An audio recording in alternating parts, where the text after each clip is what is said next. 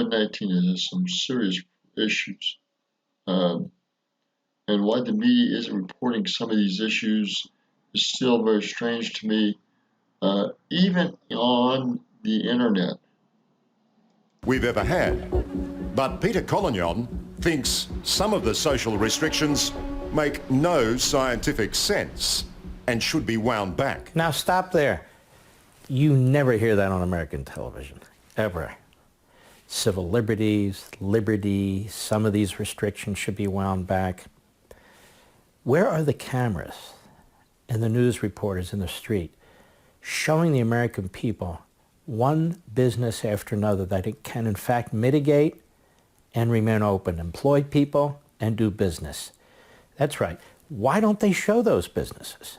There's a local bagel place I go to, the guy's got it all figured out. There's the supermarket I go to, they've got it all figured out.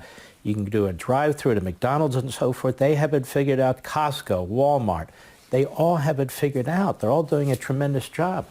Why not present programming like that, which would also give other businesses ideas, and so our government knows that it can be done, there can be a balance. Instead, it's, I can't believe Trump's going to open the economy. First of all, Trump can't open the economy. The governors have to open the economy. They're the ones with their feet on the throat of the various businesses. Again, this is a lawyer, but explain to me how the governors can close everything down by a statement or the authority they hold, and not keep us from meeting and doing business and socializing. I don't understand how that's not taking away our civil liberties, our personal liberties, our constitutional liberties. Maybe you can explain that better than I can. Makes no sense to me. Anyhow, on with Mark. And I can understand stadiums with 50,000 people, that's going to be a lot slower to open. I got it. 7-Eleven, they're open. Food stores, so forth. Things can be done in a lot of our economy, in a lot of our states, in a lot of the geographic areas. But our media, so hateful to Trump, so driven by fundamental transformation. They want centralized government. They want an all-powerful president. They want Trump to be the one to pave these roads this way and then push him out and get in a Biden, a figurehead, who will surround himself with activists. Go ahead.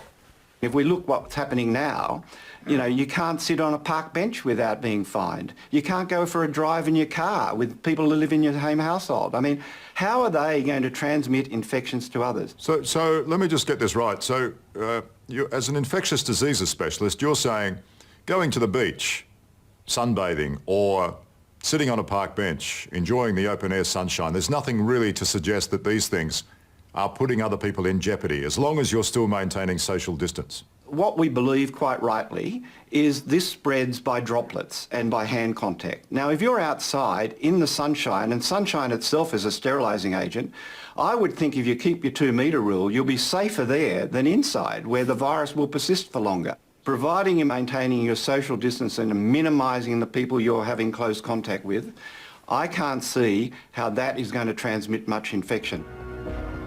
It was a silent explosion that just ripples through society with the same randomness, the same evil that we saw on 9/11. Given what's happening in the US and in Europe, we understand now what's at stake.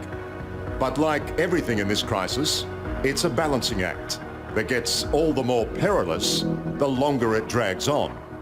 I think I've been around the block long enough to know that this can be for a moment in time, and ultimately we'll have to expect some people will say, look, I've had enough of this. But that's the key, isn't it? Look, it is the key, and this is where I think we're in an emergency. So this is extraordinary, and the measures we have to take are dealing with an extraordinary situation. But for how long, I think is central to the question. I can't give you a definitive answer. It'll be based on what the doctors tell us.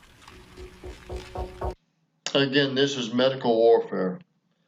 Come on, this is a flu, this is a virus, this is a cold. If you talk to professional immunologists, I've only spoken to one, He says this is bogus. This is not necessary. We're being handed a bunch of lies, and this is not an effective way to mitigate the spread of the virus. And that's from one that said he was an immunologist and a professional at this. He says, we're being played.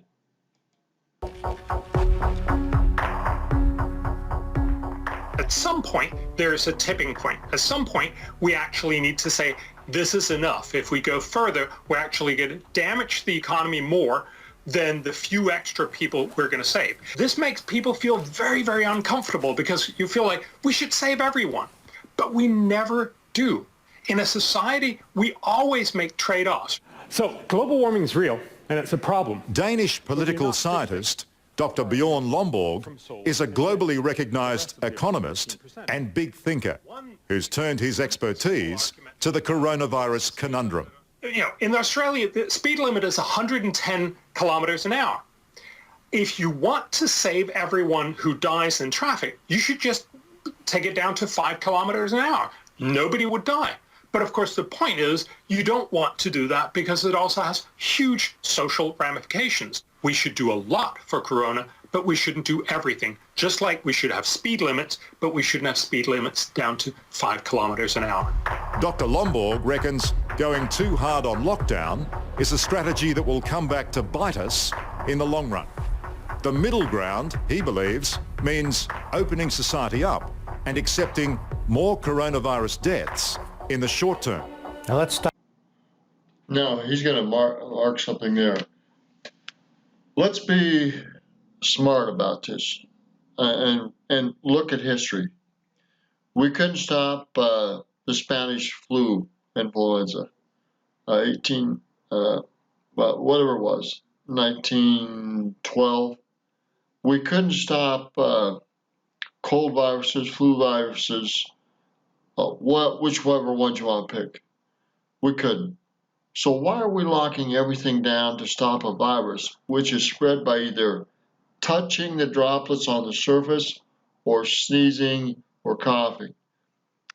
It makes no medical sense, but it makes a great deal of political sense in the fact that it's abusive political power and it's social control.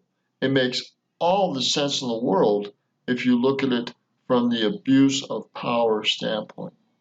Period. Let's see what else Mark has to say. Stop there. See, our media is prepared for that. I'm telling you now as a matter of logic that when we open up some areas of our economy, and the more we open up, even outside the hot areas, more people are going to pass away. Because this isn't the sort of thing you can just put in a bottle. More people are going to pass away. That is the nature of the original decisions, where everybody's treated like the bubble boy. And so the virus doesn't spread, they call it herd immunity, through the communities and through the populations that for the most part can handle it. Again, here's a lawyer, he's not an immunologist. And the problem is this: Stanford and other universities, the immunology professional told me flat out to my face that they've done 5 or 6 other studies in other areas besides Stanford area in California, and 85% of the populations, those 5 or 6 other study areas, had 85% of the population already with antibodies, COVID-19 antibodies in their system. So why are we so worried about the 15%? Let's put the 85% back to work and not worry about the 15%. It's worth the risk. Rather than segregating the elderly, segregating people with the multiple, they call them comorbidities and so forth, rather than segregating them and treating them the way we're treating everybody now, and then letting the rest of the economy with certain mitigation. I stress that can be done. Continue. What's happened here is you're going to have a population, a significant population, that hasn't been exposed. So they're going to be. This is false. This is false. Again, I say, There are professional studies out there that show the majority, 85% of the population, have been exposed already. Already. This is the lie we're not being told. Exposed. And you can't be absolutely certain that everybody is exposed is going to survive, even though you can be certain it's going to be in the 99% ballpark, because that's what the actual data shows. Forget about models. That's what the actual data shows. And the media are poised. 99% are going to be okay. Why are we screwing around with this control when 99% of the people are going to be okay? It makes no sense other than by political disguise, social control, political might, and other financial might, because there are people that are going to profit off this greatly. And there are people that are going to lose their homes, their incomes, their cars, their financial security big time, especially small businesses that are shut down, that can't take this. They're going to lose. If one additional human being passes away as a result of opening the economy from the virus, they're going to blame the president. Now, they're not going to blame the president if more people have died from cancer and heart disease and all the rest of it as a result of a poor economy. Therefore, they don't want to spend the money to go to the doctor, or they don't want to go to the emergency room because they're afraid they'll get the virus, or we're told elective surgery should be put off. The casualties as a result of those scientific public health decisions aren't even being calculated right now. So we don't. Now, this is another point that people haven't brought up. What are the consequences of not having the elective surgeries? What are the consequences of not getting the medical stuff done you need? What are the consequences of putting this stuff off that people need to have done? We don't even know anything in that realm. So they haven't even talked about this area. And they haven't talked about other areas either. Don't have fair information to judge that and to make decisions.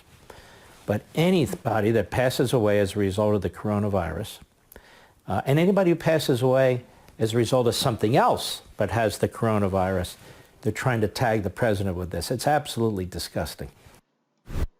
Anyhow, we're smart enough. We can get past that tag. We know that's the game and more. They're trying to keep him from being reelected. They're trying to put some other fool in there. I don't care if it's Joe Biden or someone else. They're trying to mess up the balloting on the polls. Take a look at really what's going on. This warfare with abuse of power is not going to get over anytime soon. Abuses of power in corporation structures, in organization structures, not in the government, with appointed and non-appointed officials, but organization structures like the WHO, CDC, and other medical groups that so-called have authority and know what's going on and are really chi-coms, really chi-coms. Boy, we are in for some serious battles. This is Roger Martin from Billings, Montana. Wake up, America and world.